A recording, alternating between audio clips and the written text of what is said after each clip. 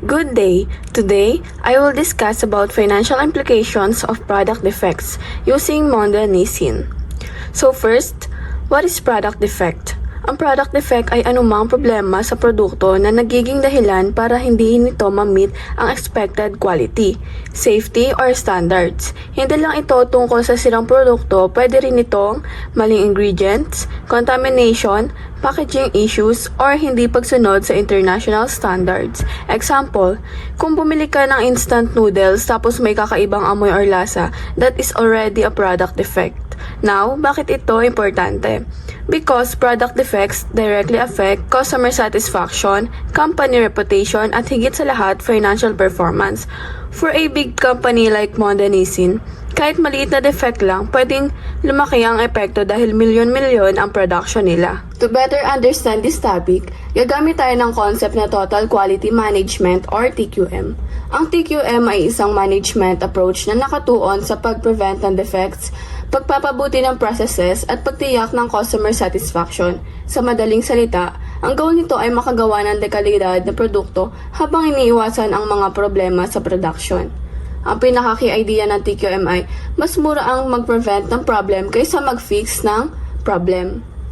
Mayroong key principles of TQM. Number 1, customer focus. Sa TQM, lahat ng ginagawa ng kumpanya ay nakafocus sa customer satisfaction. Mahalaga na consistent ang quality ng produkto upang mapanatili ang tiwala ng customers. Kung ang Lucky Me Noodles ay hindi consistent ang lasa, maaaring bumaba ang tiwala ng customers at lumipat sila sa ibang brand. Number 2, continuous improvement. Ang processes ng kumpanya ay hindi dapat stagnant. Kailangan itong patuloy na pinapabuti upang maiwasan ang errors at mapataas ang efficiency. Kung napansin ng company na may packaging leaks, mag-a-adjust sila ng design o process upang maiwasan ang parehong problema sa future. Number 3, employee involvement. Sa TQM, hindi lang managers ang may responsibility sa quality. Lahat ng empleyado ay may role sa pag-maintain ng quality standards. Ang factory workers ay nagche-check ng quality ng noodles bago ito i-package upang masigurong pasado ito sa standards. Number 4, process-oriented approach. Hindi lang final product ang tinitignan, kundi ang buong proseso ng production. Mahalaga na maayos ang bawat step upang maiwasan ang defects. Sa halip na sa dulo lang mag-inspect, chine-check na agad ang raw materials, cooking process, at packaging. And last, number 5, prevention over inspection. Mas epektibo ang pag-iwas sa defects kaysa sa paghahanap at pag-aayos nito pagkatapos mangyari. Mas mainam na mag-invest sa mas advanced machines kaysa umasa lang sa inspection para makita ang defects. Sa TQM, may tinatawag na cost of quality. Number 1, prevention cost. Ito ay mga gastos para maiwasan ang defects bago pa man mangyari. Halimbawa, pag-train sa staff para musunod ang food safety standards. Number 2, appraisal cost. Ito naman ay mga gastos para ma-check at ma-evaluate ang quality ng produkto. Pagla-laboratory testing ng noodles bago ito i-export. Number 3, internal failure cost. Ito ay mga gastos dahil sa defects na nakita bago pa maibenta ang produkto. Example, mga defective noodles na tinapon o hindi na sinasama sa distribution. And last, number 4, external failure cost. Ito ang pinakaseryosong cost dahil ang defects ay nakaabot na sa customers. Kapag may complaint ang customers at kinailangan i-recall ang products, mas malaki ang gastos at mas malaki rin ang epekto sa brand image. Let's now apply this concept to Monda Nissin. Ang Monda Nissin ay isa sa pinakamalaking food manufacturing company sa Pilipinas at kilala sa mga produkto tulad ng Lucky Me, Skyflakes at Fita Biscuits. Dahil global na ang kanilang operations, nag-e-export sila sa iba't ibang bansa kaya kailangan nilang sumunod sa iba't ibang food safety at quality standards. Sa international market, mas mahigpit ang regulations kumpara sa local standards.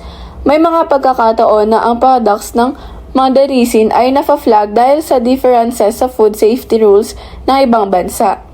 Isang example nito ay ang paggamit o presence ng certain chemicals tulad ng ethylene oxide. Kahit na ang level nito ay within acceptable limit sa Pilipinas, may mga bansa na may zero tolerance policy. Ibig sabihin, kahit maliit na amount ay hindi pinapayagan. Dito natin makikita na ang product defect ay hindi lang physical damage o panis na pagkain, pwede rin itong regulatory defect, meaning hindi siya compliant sa standards ng ibang bansa. So what happened? Kapag na-flag ang product, hindi lang simpleng issue ang nangyayari. Nagkakaroon ito ng chain reaction sa buong operations ng company.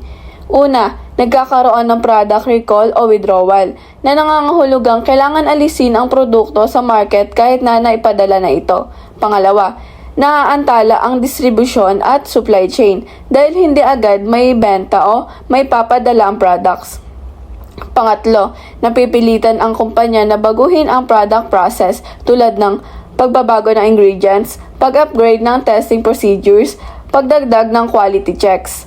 At pang-apat, kailangan nilang makipag-coordinate sa international regulators na dagdag sa complexity ng operations. Sa analysis na ito, makikita natin ang possible operational gaps tulad ng kulang sa alignment ang local production standards sa international standards, possible lack of strict monitoring sa raw materials, delay sa detection ng issue na detect lang after export. Ibig sabihin, may room for improvement sa TQM implementation, lalo na sa prevention stage. So, balikan natin ang senaryo. Nag-export ang Modernizing ng 1 million packs ng noodles. Pagdating sa destination country, hindi ito pumasa sa testing. Dahil dito, na-hold a product sa port, hindi ito pinayagan ibenta, kinailangan itong recall o i-dispose. Ang epekto nito ay hindi lang pagkawala ng sales.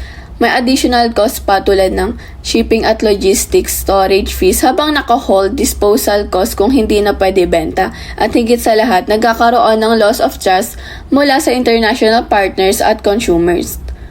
Hindi lang short-term ang epekto ng ganitong issue. Sa long-term, maaaring humigpit ang regulations sa future exports, mawala ng confidence ang foreign buyers, mas sumaas ang cost ng compliance. Halimbawa, pwedeng required na sila mag-conduct ng more frequent testing na dagdag gastos at time sa production. Para mas maintindihan, isipin natin ito sa simpleng paraan. Kung nagbebenta ka ng pagkain sa school at may nagreklamo na panis ang product, hindi lang isang sale ang mawawala.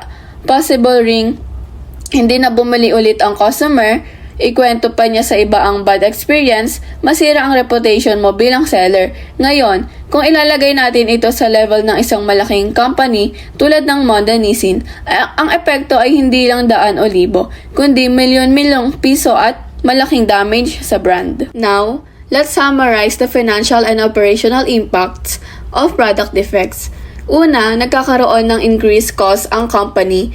Kasama dito ang gastos sa product recalls, additional testing at compliance requirements.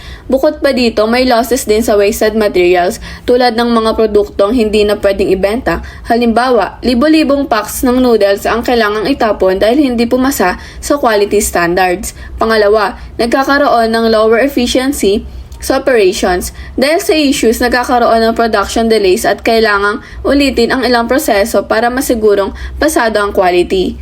Halimbawa, bumabagal ang production dahil sa additional testing at rechecking ng products.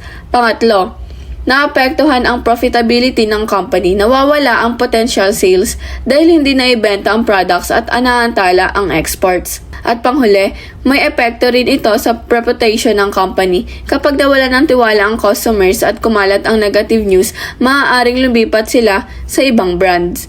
Mas pipiliin na ng consumers ang ibang produkto dahil sa pagkawala ng confidence sa quality. In conclusion, ang product defects ay hindi simpleng problema lamang.